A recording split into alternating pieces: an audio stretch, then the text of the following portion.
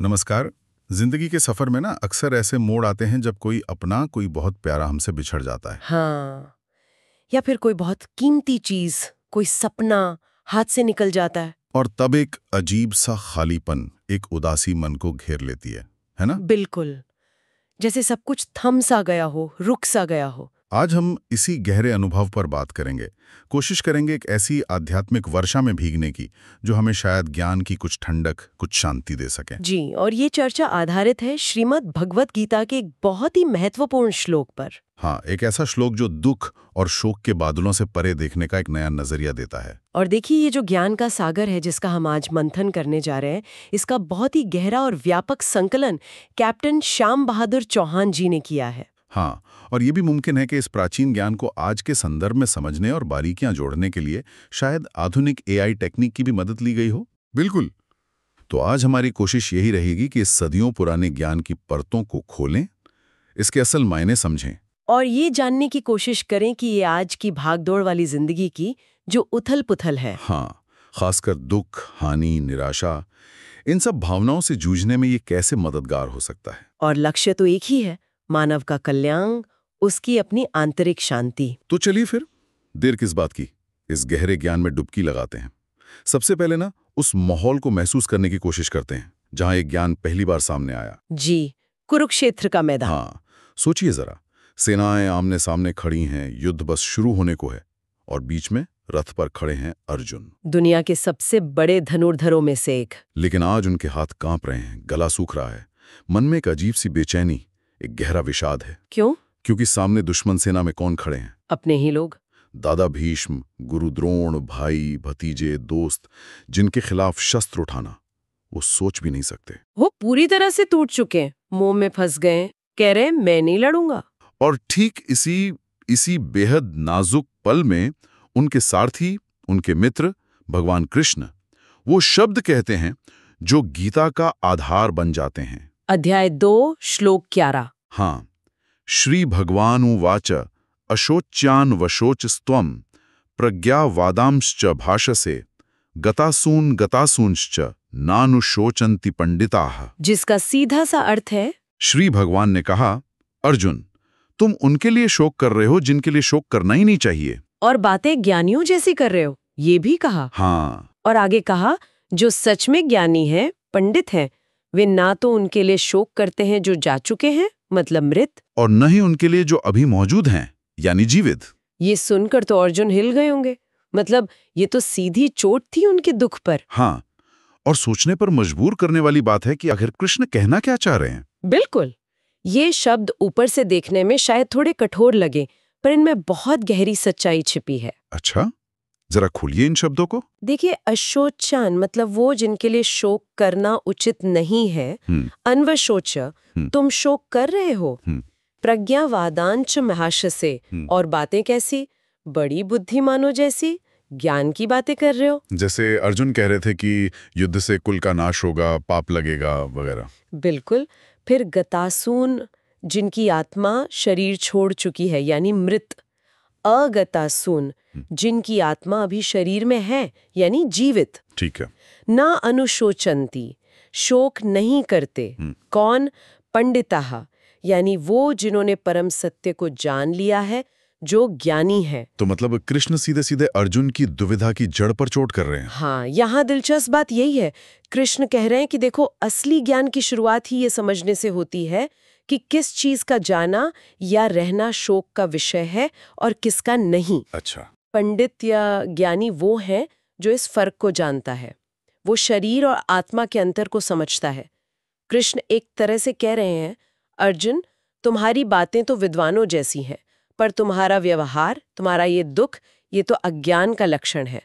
तुम उन चीजों के लिए आंसू बहा रहे हो जो असल में शाश्वत हैं ही नहीं। तो ये सिर्फ अर्जुन को चुप कराने या बहलाने के लिए नहीं कहा गया था कि भाई लड़ाई करो, ज्यादा सोचो मत। ये तो कुछ और ही गहरा मामला लगता है। हाँ, बिल्कुल। ये सिर्फ सांत्वना नहीं थी, कोई झूठी दिलासा नहीं थी कि चलो सब ठीक हो जाएगा। तो फिर क्या था ये? ये तो असल में ज्ञान की पहली सीढ़ी थी। उस दरवाजे को खोलना था जो आत्मा की अमरता के विशाल सिद्धांत की ओर जाता है, जिससे अर्जुन उस वक्त तक अनजान थे। अच्छा। कृष्ण का उद्देश्य था अर्जुन के मन में जो गहरा मोह बैठा था, जो भ्रम था, जो अज्ञान था, उसे मिटाना। क्योंकि अर्जुन का सारा दुख इसी बात से था कि वो अपने प्रियजनों के शरीरों को नष्ट होते हुए नहीं देख सकते थे। बिल्कुल, क्योंकि वो शरीर को ही सब कुछ मान बैठे थे। कृष्ण उन्हें बता रहे थे कि जिसे तुम मैं और मेरा समझकर इतना दुखी हो रहे हो, वो तो सिर्फ एक बाहरी खोल है, एक नश्वर शरीर। असली तत्व, असली तुम या असली वो तो आत्मा है, जो न कभी जन्म लेती है न मरती है। वो हमेशा रहती है, शाश्वत है। तो ये श्लोक एक तरह से अर्जुन के उस अज्ञान पर पहला और शायद सबसे जरूरी प्रहार था। जी हाँ, बिल्कुल। ये तो सच में एक बिल्कुल ही अलग नजरिया है, शरीर को कपड़ों की तरह समझना। अच्छा, जब ये ज्ञान इतना गहरा है तो यकीनन इस पर बाद के महान चिंतकों ने, टीकाकारों ने भी बहुत सोचा होगा। उनके नजरिए से हमें इस श्लोक की और कौन सी परतें समझ आती हैं? आपने बिल्कुल सही कहा। गीता का ये श्लोक ऐसा है जिस पर सदियों से मनन होता आया है। अगर हम कुछ प्रमुख व्याख्याओं का सार देखें तो कुछ मुख्य बातें सामने आती हैं। जैसे? देखिए, कई बड़े व्याख्याकार जैसे आदि शंकराचार्य जी, वो इस श्लोक को अविद्या और विद्या के बीच का एक स्पष्ट विभाजन मानते हैं। अविद्या और विद्या मतलब? अविद्या यानी अज्ञान और विद्या मतलब सच्चा ज्ञान। शंकराचार्य जी कहते हैं कि सारा दुख इसलिए है क्योंकि हम इस नाशवान शरीर को ही अपना असली मैं समझ लेते हैं। ये अविद्या है। और पंडित? पंडित वो है जिसे विद्या प्राप्त है, यानी जिसे ये ज्ञान है कि आत्मा शरीर से अलग है, नित्य है, अविनाशी है। इसलिए वो बेकार में शोक नहीं करता। अच्छा, और कोई? फिर संत ज्ञानेश्वर महाराज हैं। उन्होंने अपनी अद्भुत रचना ज्ञानेश्वरी में एक बहुत सुंदर मिसाल दी है। क्या मिसाल है? वो कहते हैं कि जैसे कोई छोटा बच्चा रेत का घर बनाए और फिर उसके ढह जाने पे फूट फूट कर रोने लगे, हाँ। वैसे ही अर्जुन इस नाशवान शरीर के लिए शोक कर रहे थे। ज्ञानी जानता है कि ये शरीर तो प्रकृति के नियमों से बंधा है, इसका बदलना, बूढ़ा होना, नष्ट होना ये तो स्वाभाविक है। इसके लिए शोक करना तो अज्ञान की निशानी है। वाह, रेत के घर की मिसाल तो बहुत सीधी और गहरी है। जी। फिर अगर हम आधुनिक युग के विचारकों को देखें, जैसे स्वामी विवेकानंद। हाँ, स्वामी जी ने क्या कहा? स्वामी जी इसे आत्मशक्ति जगाने का एक मंत्र मानते थे।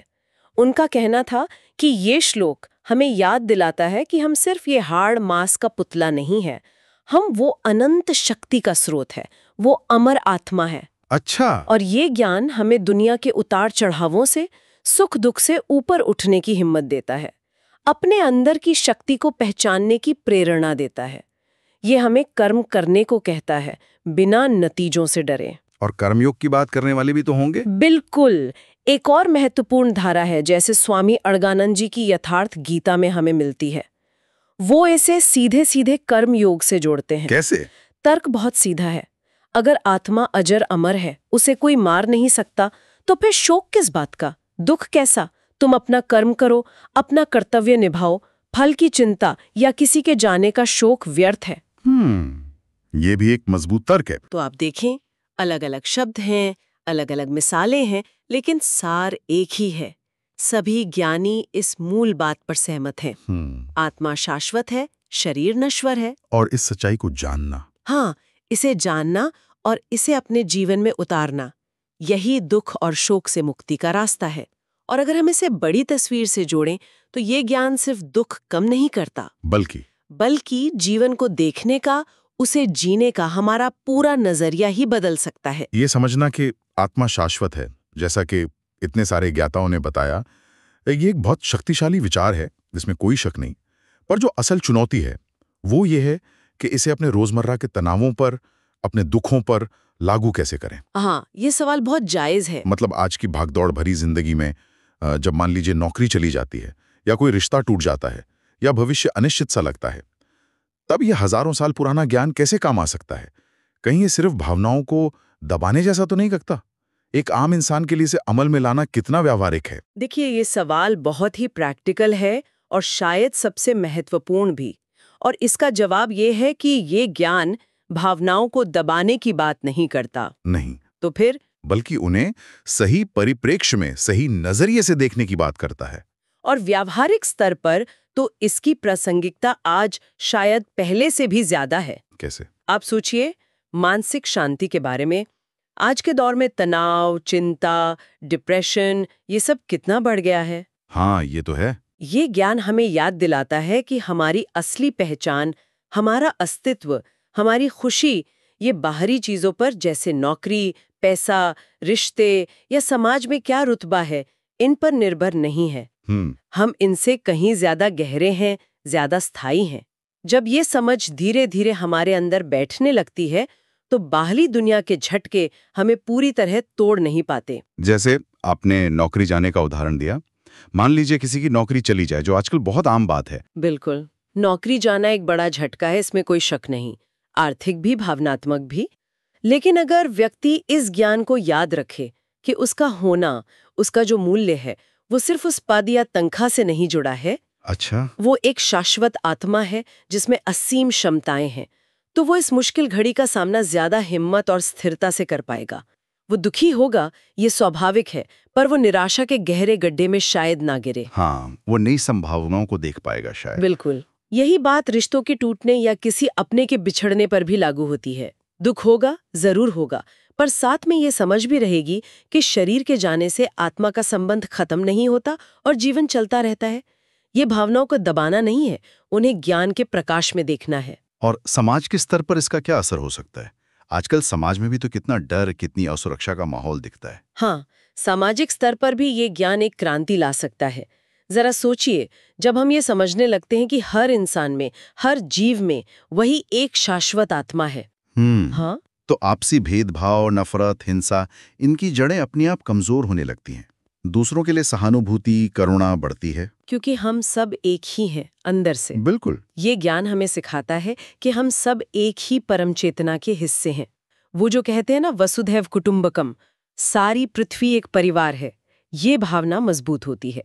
ये समाज में डर की जगह साहस और अनिश्चितता की जगह धैर्य लाने में मदद कर सकता है। और जाहिर है, व्यक्तिगत आध्यात्मिक यात्रा के लिए तो ये एक तरह से नींव का पत्थर ही होगा। निश्चित रूप से आध्यात्मिक विकास के लिए तो ये पहला और सबसे महत्वपूर्ण सबक है।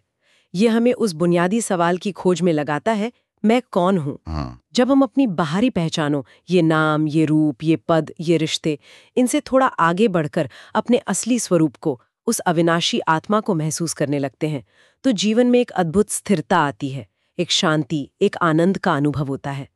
ये आत्म खोज की यात्रा का, कह सकते हैं, प्रस्थान बिंदु है। मुझे लगता है क्रेज सुनने वाले ये सोच रहे होंगे कि आज के युवाओं के लिए इसमें क्या खास संदेश है। वो तो करियर, रिश्ते, पढ़ाई, असफलता, न जाने कितनी ही चुनौतियों से रोज जूझते हैं। हाँ, युवाओं के लिए ये ज्ञान एक कवच की तरह काम कर सकता है। ये एक महत्वपूर्ण प्रश्न उठाता है, क्या जीवन की हर असफलता, हर ठोकर, क्या वो अंत है? नहीं। ये श्लोक और इसके पीछे का दर्शन कहता है, बिल्कुल नहीं। आत्मा अमर है और जीवन एक निरंतर बहने वाली नदी है। परीक्षा में फेल हो जाना, कोई रिश्ता टूट जाना, करियर में शुरुआती दिक्कतें आना, ये सब जीवन के पड़ाव हैं, ये अंत नहीं है। ये सीखने के मौके हैं। बिल्कुल, ये सीखने के मौके हैं। अगर युवा इस नजरिए को अपना लें कि उनका असली स्व, उनका असली वजूद इन बाहरी नतीजों से तय नहीं होता, तो वो ज्यादा निडर होकर कोशिश कर सकते हैं, गिरकर फिर से उठ सकते हैं।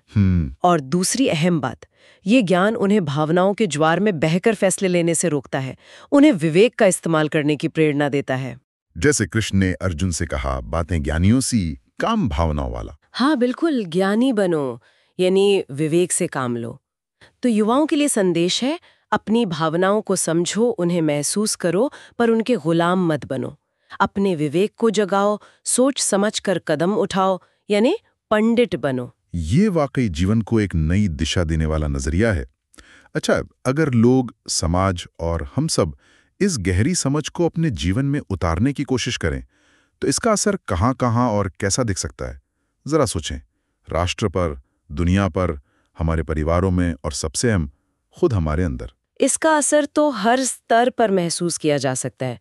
जैसे पानी में पत्थर फेंकने से लहरें फैलती है ना, वैसे। राष्ट्र के स्तर पर?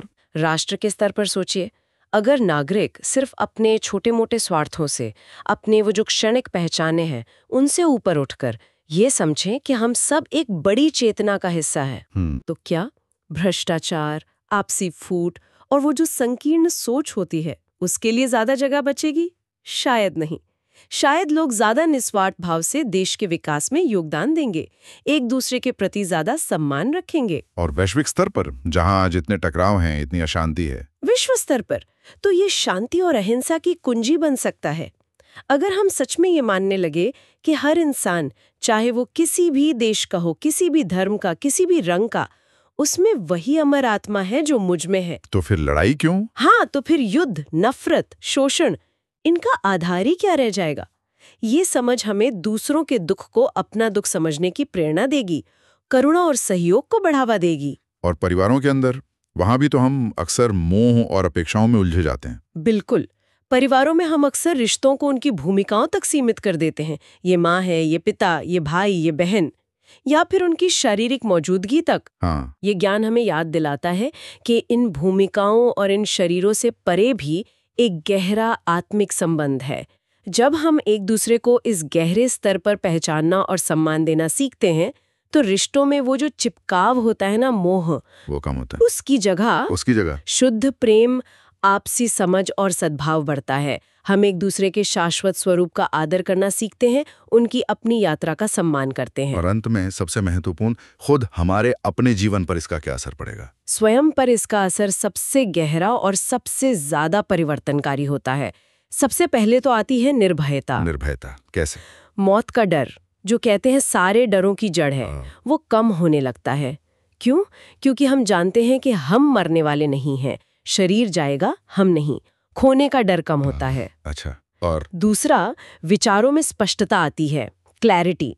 जब हम दुनिया की क्षणिक चीजों के मोह से थोड़ा ऊपर उठते हैं, तो सही और गलत, जरूरी और गैर जरूरी का भेद ज्यादा साफ दिखने लगता है।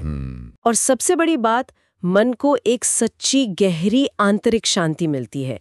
एक ऐसी शांति जो बाहर के हालात पर निर्भर नहीं करती, वो अंदर से आती है। तो ये जीवन के प्रति हमारे नजरिए में एक बुनियादी बदलाव है। हाँ, एक फंडामेंटल शिफ्ट है। फोकस बाहरी चीजों से हटकर आंतरिक सत्य की ओर मुड़ जाता है। ये ज्ञान इतना गहरा है, इतना जीवन बदलने वाला है, लेकिन इसे बच्चों को कैसे समझाएं? या उन लोगों को जो इन विचारों से बिल्कुल नए हैं, कोई ऐसा तरीका जो बहुत भारी ना लगे, सीधा दिल को छू जाए। हाँ, बिल्कुल। इस गहरे सत्य को बहुत ही सरल रोजमर्रा के उदाहरणों से समझाया जा सकता है।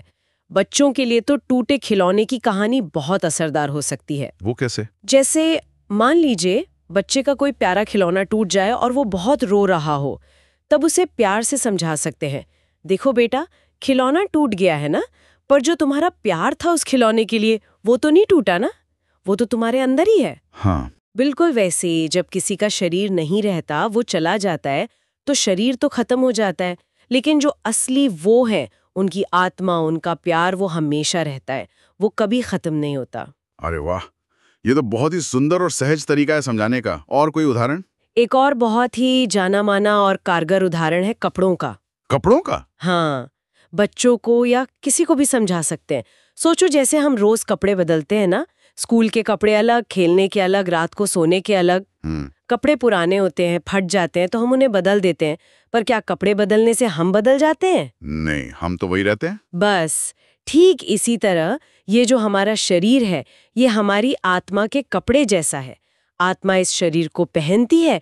जब ये शरीर रूपी कपड़ा पुराना हो जाता है या किसी वजह से काम का नहीं रहता, तो आत्मा इसे छोड़कर दूसरा नया शरीर ले लेती है। पर आत्मा यानी असली हम, वो कभी नहीं बदलती, वो हमेशा वही रहती है। इन मिसालों की खूबसूरती इनकी सादगी में है ना? ये इतने बड़े जटिल विचार को भी कितनी आसानी से मन में उतार देती हैं। बिल्कुल।